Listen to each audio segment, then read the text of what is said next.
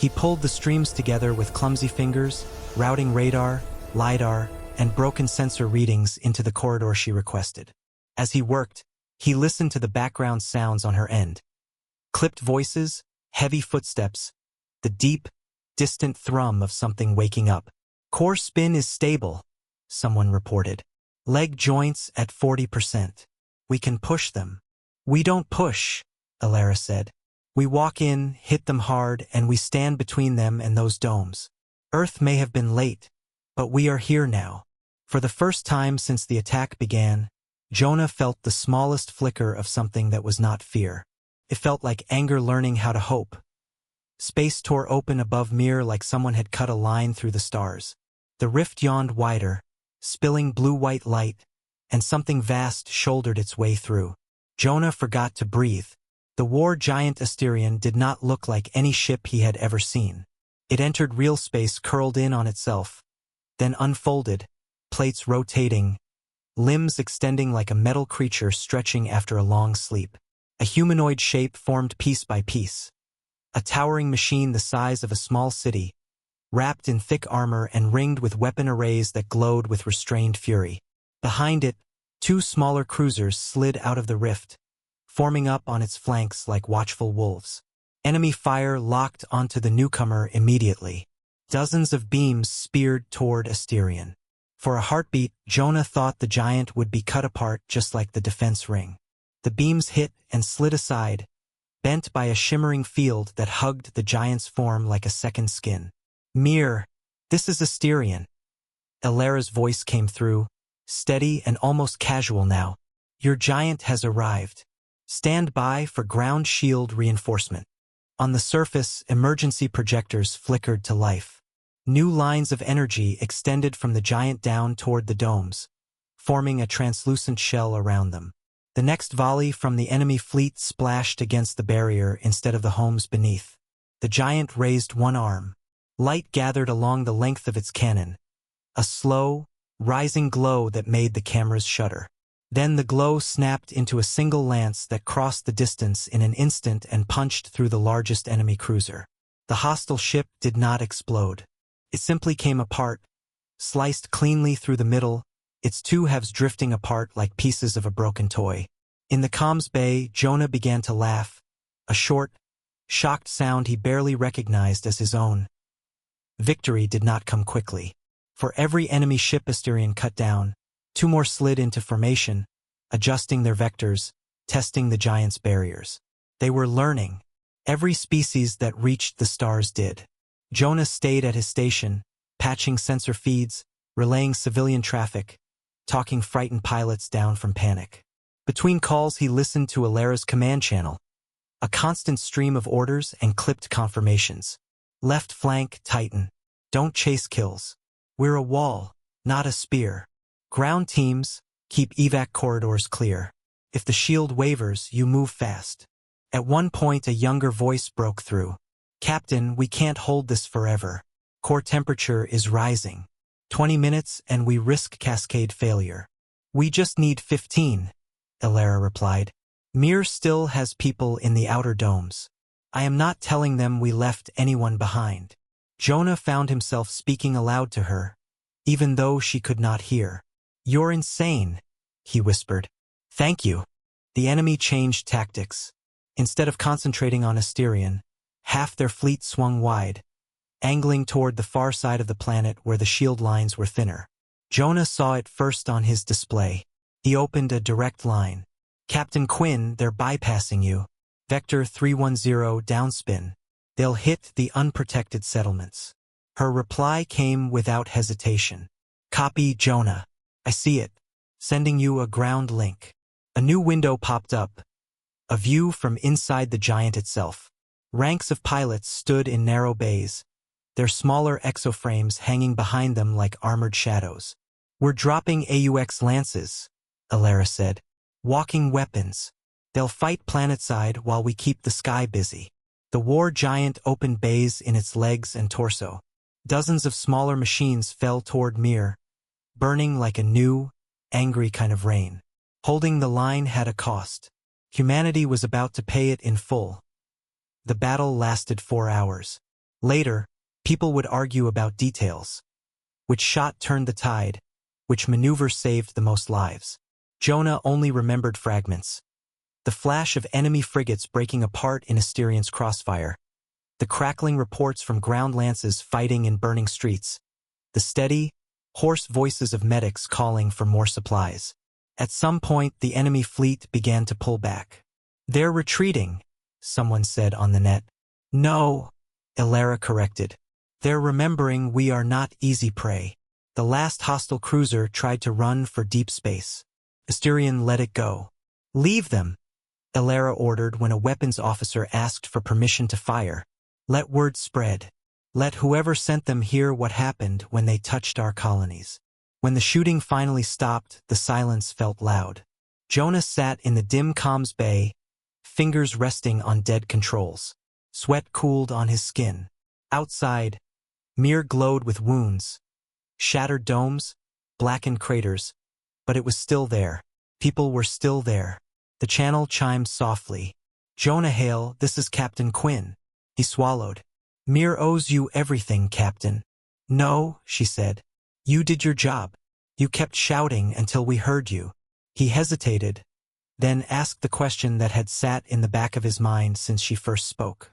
Why keep the giants secret? Why hide Asterian until today? For a moment, only the faint hum of the giants' systems answered. "Because if we leave them awake all the time, people forget why they were built," Elara said quietly. "War giants are not for conquest. They're for the days when someone decides our children are acceptable losses." Jonah looked at the torn image of his world. "And what happens now?" he asked. "Now we rebuild," she replied. "And we make sure the galaxy remembers this day." Jonah finally allowed himself to close his eyes. For the first time since the alarms began, he believed there would still be a tomorrow to wake up to. Oryx's orbital defense grid did not react. No alarms, no targeting locks. As far as the network knew, the space around the world was empty. Only the direct visual feed in the hall showed the truth. Elias Ward's voice echoed again through the air. "You are looking at the TSF Retribution," he said, though she has used many names. "Built before the sanction, finished in secret after it, cloaked from your senses by tech you never bothered to imagine humans could create." Vale's hands tightened on the arms of her throne. "One warship cannot threaten the throne," she said. "We command 10,000 fleets." Elias actually smiled. "Do you?" On the window, the wedge of darkness turned, aligning its prow with the capital world below. Lines of red light along its hull brightened, like veins filling with fire. Defense codes screamed through secure channels. Orders to fire, to lock, to scramble everything that could fly. From the hall, they watched the icons appear on the tactical display. Swarms of ships lifting from hidden docks. Orbital platforms waking from standby. The layered grid of the thrones. Pride, none of it touched the Retribution. Target. Locks slid off its hull as if the ship were not quite part of the universe. "They can't acquire," a quiet tech voice reported from a side console. "The system insists there is nothing there." "Manual targeting," Korth snarled. "Point every gun we have, and saturate the coordinates." High above Oryx, thousands of barrels obeyed. Energy built. Space in front of the defenses shimmered with heat. Elias sighed softly. "Don't," he said. Vale's head snapped toward the holler. "You are in no position to give orders. You're about to fire blind into your own shield envelope," Elias replied. "Our cloak bends more than scanners. It bends paths. If you shoot, your beams curve. They come back. Into your platforms, into your cities." The Admiral hesitated. It was the first true crack in his certainty. Sirith whispered, "Is that possible?" The tech did not look up. "I do not know.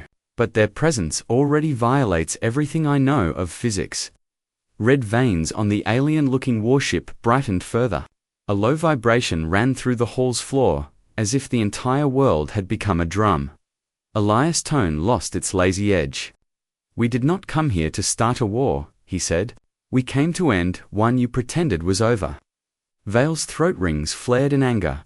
"The sanction ended it." "No," Elias said quietly. The sanction hit it. Along with everything you did in the dark, for a long moment, no one spoke. Outside, the colossal ship held its position, a black knife at Oryx's throat. The quiet pressed against the hall's walls like deep water. Finally, Cirith forced himself to breathe. What is it you think we did? He asked. His voice sounded too thin in the vast chamber. Humanity violated our laws. They interfered in pre-FTL cultures. They armed primitives. They saved them, Elias cut in. From you, images replaced the view of the ship. World after world flashed through the air above the table. Green planets turned to ash. Cities melted to slag. Rows of skeletal remains in the ruins of orbitals. These are restricted files, hissed Vale. Elias nodded. Yes, you sealed them. But do you really think data dies just because you decree it? His eyes moved slowly across the counselors. You called it pacification. You called it culling. Any species that resisted throne tribute. Removed, quietly, of course. No witnesses. No survivors. The images shifted. Now they showed human ships, smaller and older than the Retribution, escorts, medical barges, smuggling freighters stuffed with refugees. We found your ghost worlds, Elias said. We took who we could, hid them where your maps do not reach. Korth slammed his fist into the table again, more to anchor himself than in anger. Lies. Ask the Keth delegation, Ilias suggested. Dozens of eyes turned to the three small, grey-skinned figures at the edge of the chamber. The Keth were new members, admitted only 10 years ago. Slowly, their eldest stood. In our myths, she said, salvation fell from the sky, in ships that flew wrong. Not throne ships. Boxy, ugly, human. Her gaze shifted to the looming silhouette of the Retribution. We thought they were legends. The hall felt smaller now. The crowns, crests, and fine robes looked more like costumes than power. So that is your accusation, Vale said at last. Her voice had lost none of its strength, but something colder lay beneath it. You bring one ghost ship and old crimes and expect us to kneel. Elias regarded her for a long time. No, he said. If I wanted you on your knees, you would already be there. On the window, the Retribution shifted. Its red veins flared to blinding brightness. Space behind it warped, folding like liquid glass. New shadows emerged, hundreds of smaller shapes, all bearing the same cracked, glowing skin. Cirith's knees actually weakened. How many of those do you have? Enough, Elias answered simply. But this isn't about how many guns we can point at you. It's about what you do next. Vale forced her throne lower until she hovered level with the counselors. For the first time, she looked less like an empress and more like a person trying to read a storm. What are your terms? She asked. End the sanction. Publicly, Elias said. Open your archives. Admit what you did to the worlds you erased. Restore their names, their histories, their place here. Then we talk about reparations, Korth growled. And if we refuse? The hollow image leaned closer, his tired eyes suddenly very sharp. Then every world you burned learns the coordinates of Oryx, he said. From us. And we step aside. Silence. Outside, the warship waited without impatience. A patient blade under a red-stained sky. Vale's rings dimmed. You threatened the throne with extinction, she said. Ilias shook his head. No, he replied. Humanity offers you something rarer. He let the word fall gently into the hole. Consequences.